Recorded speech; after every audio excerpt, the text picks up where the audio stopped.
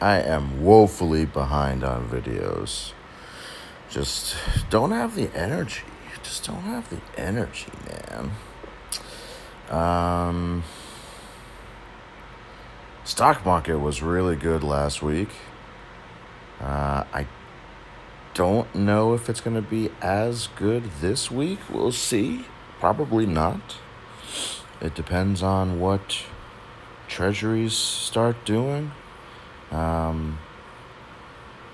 Or continue to do, I should say.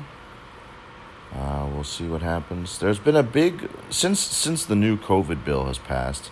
There's been a lot of talk about the infrastructure bill that everybody supposedly wants, um, which, I mean, that will create a lot of GDP and a lot of jobs if it ever goes through. The question is, how are we going to pay for it, which is really always the question.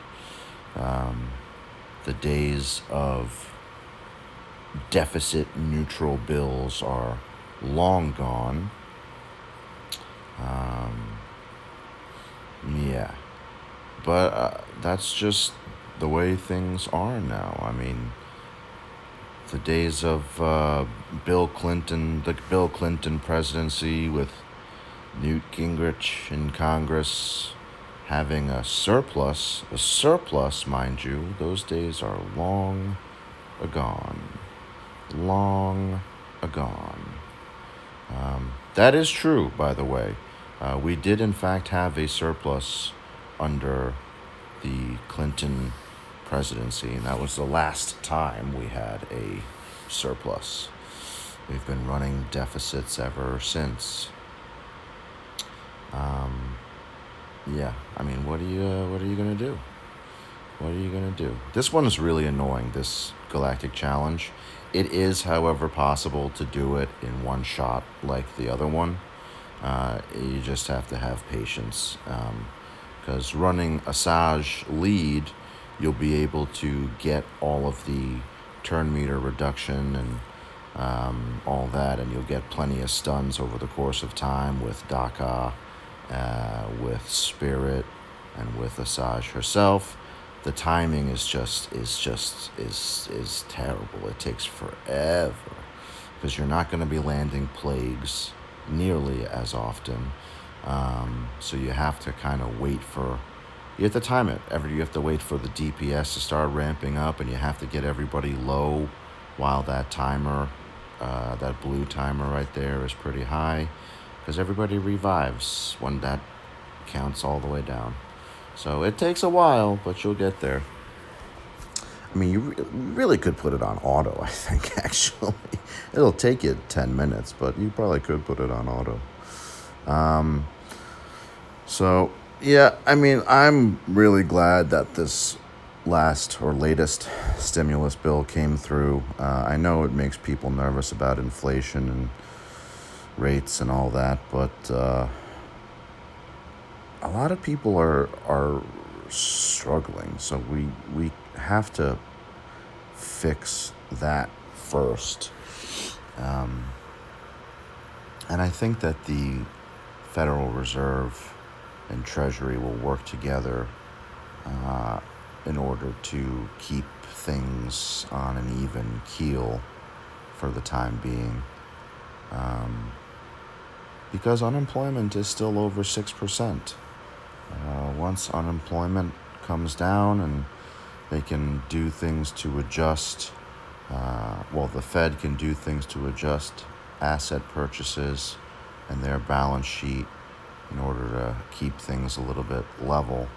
I really do think that this recovery, when it really begins in earnest, that is when things really open up and the vaccine is much more prevalent and the virus is much more rare, which will take time and it'll take a concerted effort. But whenever that does end up happening, whenever the recovery, like I said, is in full swing, when it is a recovery in earnest and not just a patch job, I think things are going to be really, really good.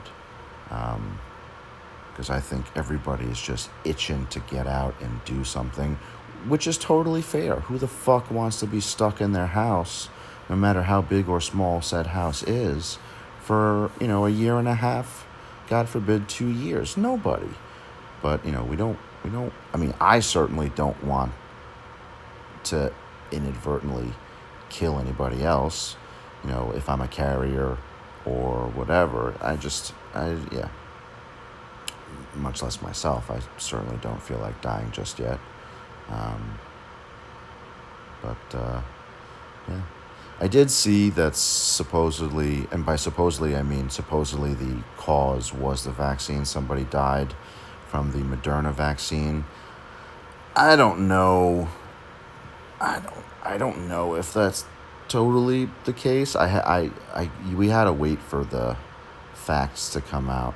I mean, anaphylaxis is a potential side effect of really any vaccine. So it is definitely plausible. I do think, however, that more likely there was some undiagnosed underlying condition. So, of course, it is unfortunate. I do not mean to minimize or diminish the fact that this young woman died, regardless of what from. It really doesn't matter. It is no less sad and horrifying that a young parent died, again, regardless of the reason or cause. But it's tough. It is tough, and that's not to say that people aren't going to be very negatively affected by the vaccine. They tell you if you have certain allergies, maybe don't take the vaccine. I mean, with most vaccines, they say if you are allergic to eggs, don't take this vaccine, because there's a similar protein in most vaccines that's in eggs, and you could have a very bad allergic reaction. So for me, it's assumed risk, and I'd still rather have taken the vaccine, even knowing that I still would have taken the vaccine. But some people's knee-jerk reaction is going to be that they don't want to take the vaccine, and I can understand that. I still think it's better for most people to take the vaccine or to get a vaccine. It doesn't really matter which one you get. Even if you get Johnson & Johnson, which is a much more traditional adenovirus vaccine, I still think that is better than nothing. So, but to each their own. To each their own.